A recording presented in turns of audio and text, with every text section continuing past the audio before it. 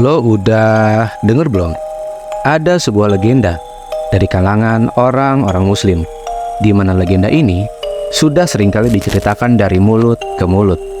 Dikisahkan bahwa ada sesosok makhluk yang menjadi sorotan dalam kisah dari mitologi Arab, di mana di dalam cerita ini, makhluk tersebut dianggap sebagai penciptaan paling dahsyat yang diciptakan oleh Allah Subhanahu wa Ta'ala.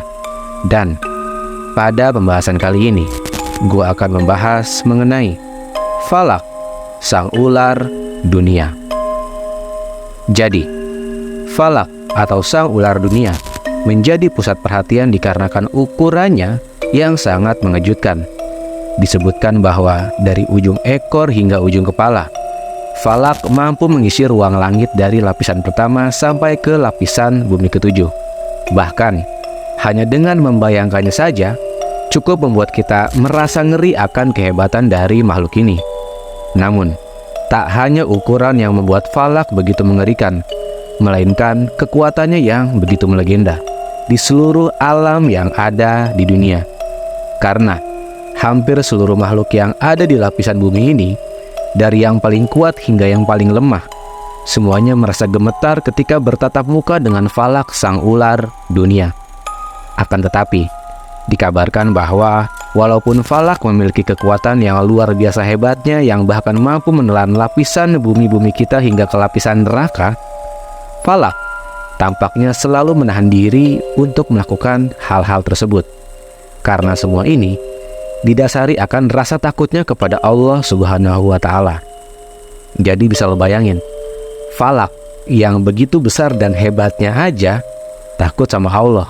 Lah kita masih berani ninggalin ibadah yang gak ada apa-apanya dibanding ketika kita disuruh ngadepin Falak yang begitu mengerikannya. Lalu, Falak ini adalah sosok makhluk yang bertempat di neraka tingkat ketujuh dan menjadi sosok terbesar yang mampu mengisi keganasan neraka di tingkat ketujuh. Dan setelah itu, di dalam kisah-kisah mitologi, Falak diisyaratkan akan muncul ke lapisan bumi kita ketika nanti hari kiamat tiba. Dan dari kisah ini, harusnya kita paham sebanyak apa makhluk Allah yang membenci manusia karena kesombongannya kepada sang pencipta. Akan tetapi, dari banyaknya makhluk yang membenci manusia selain Falak, ada satu sosok yang mencintai kita sebagai manusia dengan tulus dan penuh dengan rasa cinta. Dan beliau adalah baginda besar Nabi Muhammad Sallallahu Alaihi Wasallam. Oh ya, ini adalah keyakinan yang dianut oleh umat Islam. Dan untuk keyakinan lain, mohon untuk bijak dalam mencerna informasi yang gua bagikan.